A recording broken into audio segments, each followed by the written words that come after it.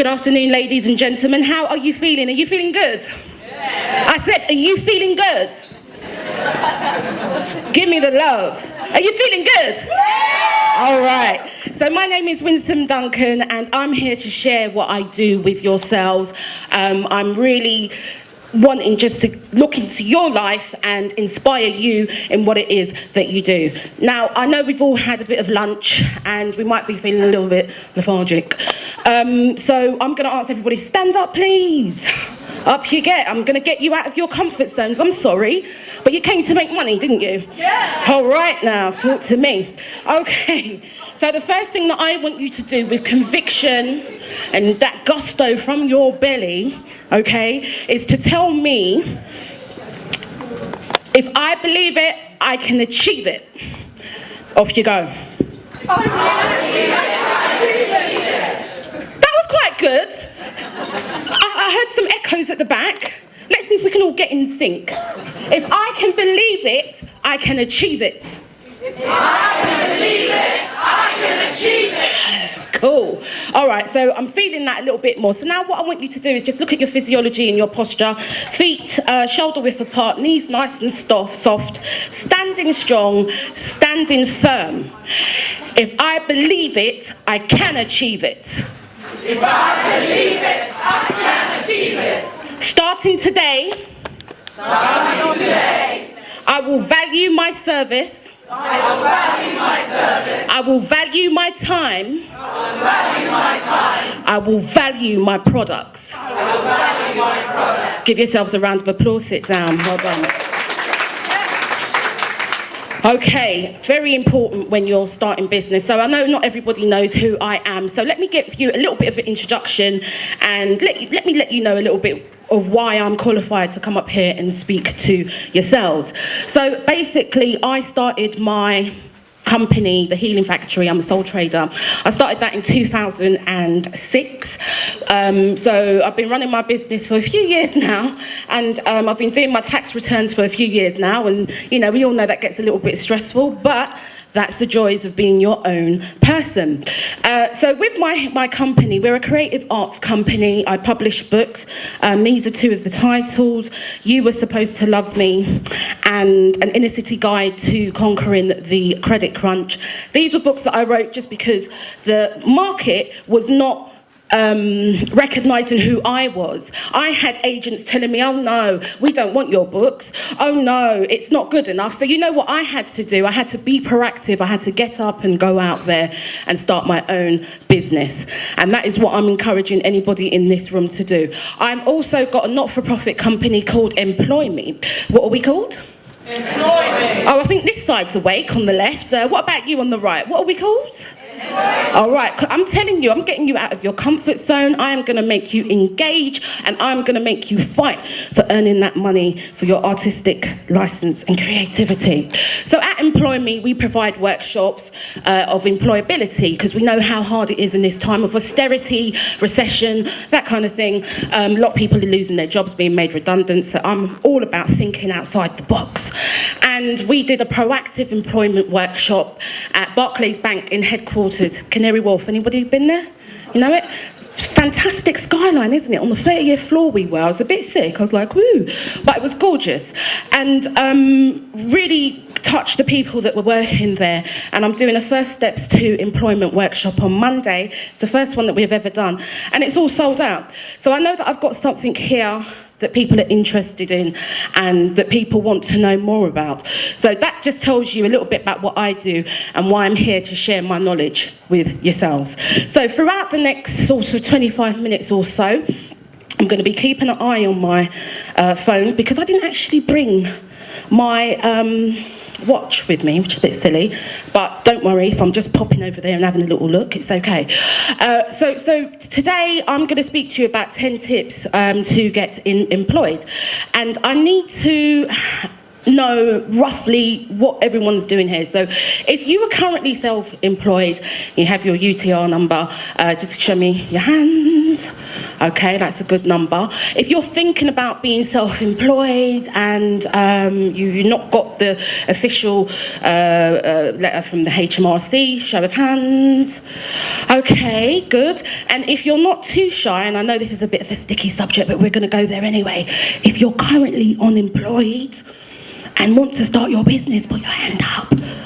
Okay, good. That's all right. That's okay, because that's where I had to start from. Nothing to something. I got made redundant from a job that I liked, and, you know, that's what happened. So as I go along, I would like you to do something for me. Is that okay? Yes. Is that okay? Yes. Good. So if anything resonates with you as I'm speaking to you, I'd like you to say, yes, yes. Yes, yes? Yes, yes. Yes, yes. Yes, yes. And the reason why I'd like you to say that, and you can say that at any point while I'm speaking, while I'm connecting to you, is because I want you to impact and feel what I'm saying to you. And if it resonates and you vibrate and you think, yes, yes, you can just shout it out, scream it out. Connect with me. Yes, yes. Yes, yes. Yes, yes. Yes. Woo! Okay, so here we go. In your packs, you have a worksheet called the 10 top tips on how to get employed. So if you can get that out for me, please, that would be fantastic. What it is that you are providing. If you're all there and mild and meek in the corner and you speak like a little mouse and you're scared, it's not going to be a good impression, is it? So you have to really dig within for your reserves, okay? You have to decide that from now on, everything that you do is going for excellence. You know, I make short films. It was the first time that I made short films last year. One was 15 minutes, one was 20 minutes, and they ended up on being on the BBC iPlayer, Sky, Virgin Media, because I was following what was inside of me. And I wanted to go out there and share the work that I was doing with people. Yes, yes? Yes, yes. So you can have that too. There's no reason, there's no difference between you and I. We're just at different stages, different levels. And that's it. Okay, number 2, somebody read it out to me. Step up your A. Pick up your phone. Who's that then? Hello, I'm at a conference.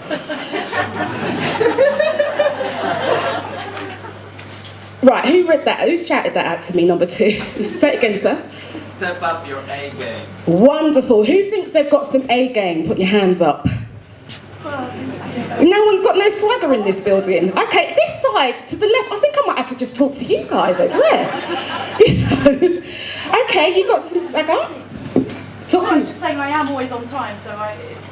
Oh, it is appropriate. Yeah. Right, okay. She's got her A game, she's on time. Yeah. Early bird, yes, yes. Catches the early worm, right? Yes. Yeah? All right. So, step up your A game. What do I mean? Require more of who you are, more of yourself. For me, stepping up my A game meant I had to be on time. As a creative, you know, singer, poet, songwriter, I just like to be a hippie and just lay about to the afternoon. But that doesn't actually work in the corporate world, does it? I don't like wearing suits, I like colours, I like pink. Please, give me a splosh. So, you know, I had to step up my A game, go to Evans and buy some suits and step into the office and be, here I am. Yes, yes? Yes, yes. Okay, so I don't know in what region do you need to step up your A game, but wherever it is in your areas of work, whether it's personal, whether it's finances, please, very important, imperative, you step up your A game. Cool? All right, someone at the back, number 3, read it out to me. Keeping up appearances. Woo! Keeping up, yes, yes, great. Keeping up appearances. The thing is, you know, social media is a funny thing, isn't it? When you're on there, you've got a brand, you've got a service, people have always got something to say. I remember going to an award ceremony, the BAFTAs. I got nominated for one of my books last year, and they wanted, you know, the full glamour gown. They expect me to always have my high heels on, and I don't even like wearing them. So I went to this award ceremony, and I just dressed up in something. I thought I looked good, but my fans thought I didn't. I dressed up in this three-piece beige kind of chiffon top, blah, blah. And then I got an email from someone and they said, I hope you don't mind, Lyrical Healer. That's my stage name, by the way. I hope you don't mind, Lyrical Healer, but I've seen you wear much better clothes than that. I was like, really? You actually looked like a granny. I was like, is that so? You know, really trying not to punch my laptop. And, you know, please don't take offence, but just think about that. And it got to me, you know, thinking, because people are going to critique you, yes, yes? Yes, yes. You must not take it personal. No, don't take it personal. Choose what is the truth and choose what is not the truth. Now, if the truth be told, I brought that outfit 7 years ago. So, there you have it. The point is made, and he had a valid point. So next time, if you ever see me at an awards ceremony, at the BAFTAs or wherever, you're going to see me in a full gown with some sparkles there and some sparkles there. Yes, yes? Yes, yes. All right now. Okay, let's see how we're doing for time. Right, on the right, oops, I'm so sorry, microphone stand. On the right, you seem really quiet, so I'm going to speak to you for the rest of the segment. Number 4, who can read me from this side of the room? Number 4. Volunteer your time. Volunteer your time. All right, someone put their hands up. Please stand up and tell me why do you think it's important to volunteer your time? Anyone? Anyone? Right, you all give her a hand. Stand up, please. For experience. For experience. Excellent. Well done. Volunteering your time is an interesting one. When I was unemployed, I've been unemployed as a creative artist. I've been unemployed 3 times in my career. And when I was unemployed the second time, I wanted to start working with young people and I just didn't know how. And I didn't know where to go or what to do. So my passion was always creative arts, theatre, anything like that. So what I decided in the job centre was I need to get some experience because, you know, it was such a degrading, it was so degrading going in there, feeling like I'm begging for you to pay my rent. So what I done was I signed up to London Bubble Theatre Companies. Anybody heard of them? Yeah. Ah, so you all go to Promenade Theatre, that's good. So London Bubble Theatre Company, I signed up, I became the Respect focus worker for the next 3 years and then worked with them for 2 years after that and became self-employed. But my journey to getting that job was volunteering for a year at the Leaders of Tomorrow's project, just at the back of Peckham at the Damalola Taylor Centre for a whole year. And I worked up doing my workshops, I had a plan, I knew what it is that I wanted to do, and I got experience of working with young people, and it was the most valuablest thing that I would have ever done in my entire career, because what it set me up to do was the work that I'm doing here now. I don't just stand up and appear and say hi. I actually write up the layouts and such. So if there is a place in your career where you need to get some more experience, don't be afraid of volunteering. You can do it part-time. You have to have that edge against the people and your competitors that you're working with. Yes, yes? Yes, yes. Wonderful. Okay, you're awake. That's a good start. Let me just check and see where we're going. Okay, time is going so quick. Okay, so number 5. 5. Going once. Research your competitors. Research your competitors. Okay, see, this is a bit of an interesting one, because a lot of people go out into the business world and they just think, oh, I'm going to be great, and you're all going to look at my art, and I'm just going to be great. But you can't be great if no one doesn't know about you, right? So you need somebody to know about you, correct? Yes, yes. All right. So research your competitors. Key. Look at their websites. Go to their events. Shake their hand and smile. And learn. Learn from them. What do you like? What do you not like? What can you take from that? How can you make it better? And possibly you could even look at doing partnerships, depending on, you know, some of them are quite high up in their game. They've been established for many years. So you can even do partnerships and work together and build an alliance. And funders tend to like that quite a lot. So that's something to think about. Very, very key. I think a lot of the time as creatives we just think, oh, I'm just so unique, I'm so different, I'm so fabulous. But there are other people out there doing your service, and they're probably doing it better than you are. So never feel that you can't come back and say, okay, right, well, John, he's my competitor. What does he do that I need to improve on? Mary Sue, she's my competitor. How can I be better than that? Or how can I offer a service that no one else has not offered? Yes, yes? Yes, yes. Good. So we're about halfway through. So I went to Pecan and I put on a workshop with them. We've also put together a funding program to do some work with people that are unemployed as well. And that was just from me going in there and knocking on the door and just saying, look, this is what I do. I have a vision. I have a dream. Are you interested? And when you knock on those doors and sometimes they don't open, that's okay. Go and knock on another one. When you need a yes and you keep getting a no, that's okay. You don't give up. But he sent his recipe to over 1,000 restaurants. For years he was on the roads up and down in America before he got accepted. I think it was Colonel, isn't it? Colonel Sanders. Colonel Sanders. Fabulous man. I wish I could have met him. 1,000. I mean, some people don't even contact 10 people. 1,000 restaurants, driving up and down for years in America until one, yes.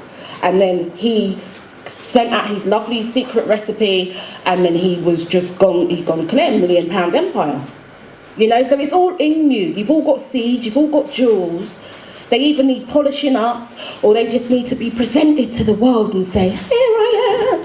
So, very important free business courses. My business course is oversubscribed now. We had initially 20 places. I've done a radio interview this week, it just went crazy, so we've got about 30 people booked, we've got a waiting list, and I'm like, what am I going to do? But I'm going to use this as a tool to get evidence and go back and say to the funders, okay, well, this is the demand, people want to know how they can make their own money, so they don't have to sign on to JSA. Yes, yes? Yes, yes. All right now. Okay, number 7, fake it till you make it. It's a bit of a difficult one, really, because, you know, some people are not comfortable with faking it. Who feels comfortable faking it? Yes, yes. Oh, fantastic. I like you. Girl after my own heart. Since I started MPLOYME last year, July, I actually went to these boardrooms. I've sat with heads of Southwark. I've sat with Lambeth Metropolitan Police.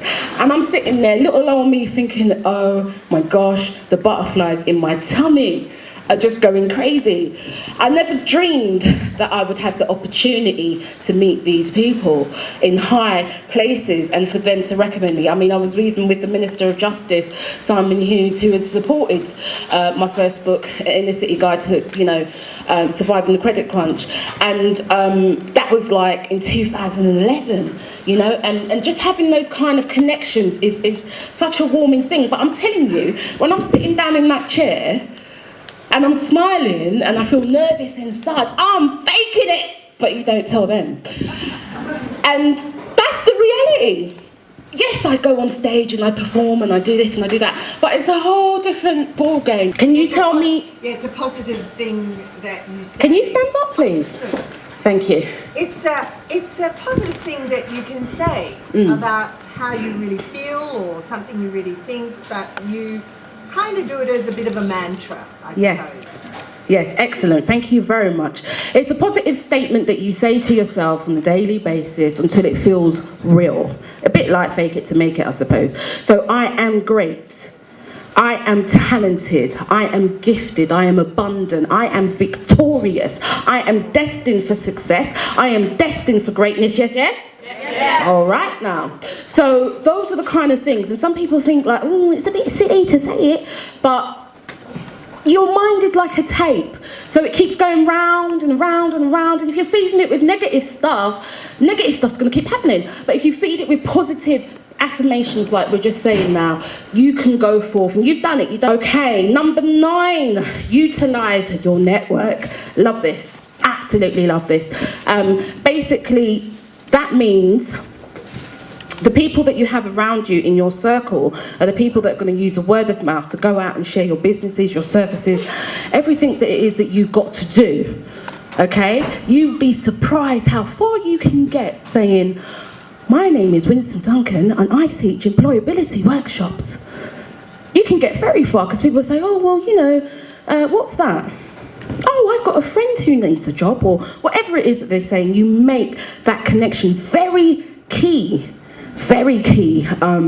to build your network, especially when you are up for awards. It is your fans, it is your people that support you, your family that are going to help vote for you, send stuff out on Facebook and so on. And luckily for me, I've been blessed to receive the Southwark Arts Forum Emerging Talent Award last year. Very happy about that. And in 2007, the Southwark Culture Award. And these are all accolades that I'm using to build my brand so people can know about my services. Yes, yes? Yes, yes. All right. And you need to do the same. See what areas work in your sector. Start applying for awards. Start getting your friends to nominate you for awards. And you can even get a little bit of publicity around that as well. Very important to build that up and utilise your network to put you in a position of authority. Yes, yes? Yes, yes. All right, and the last one, and I want everybody to shout out on the count of 3, the last one, number 10. So here we go. 1, 2, 3. Become a person of influence. Woo! Yes, yes. Yes, yes, lady, stand up. Let's give her a round of applause. Yes, yes. Yes, yes. You are participating in your success and your victory, and I love it. Become a person of influence. So when you go into a room, people remember you. They want to know you. They want to take your contact details. They're scrambling like, oh, how can we hear you? You know, become a person of influence. And you will do that by knowing your craft, by being the best it is at what you do, and by going out there and excelling to be great. Yes, yes? Yes, yes. All right. Okay, so I can stay on the stage and talk to you for ages, but I cannot because we've got some wonderful workshops and I just really don't know which one I'm going to go to. But it's been an absolute pleasure just to have some time to engage with you, to hopefully inspire you, and to ignite your dreams. Because as you go forth in life, when there's no money in the bank, it is what your passion inside of you is gonna take you forward. Yes, yes? Yes. All right, so as you can see, my details are up here, my website, Credit Crunch. I'm gonna let it shine, this little light of mine. I'm gonna let it shine, let it shine, let it shine, let it shine. And everywhere I go, I'm gonna let it shine. Everywhere I go, I'm gonna let it shine. Everywhere I go, I'm gonna let it shine. Let it shine, let it shine, let it down, down, down, down, down. Let it shine, let it shine, let it shine.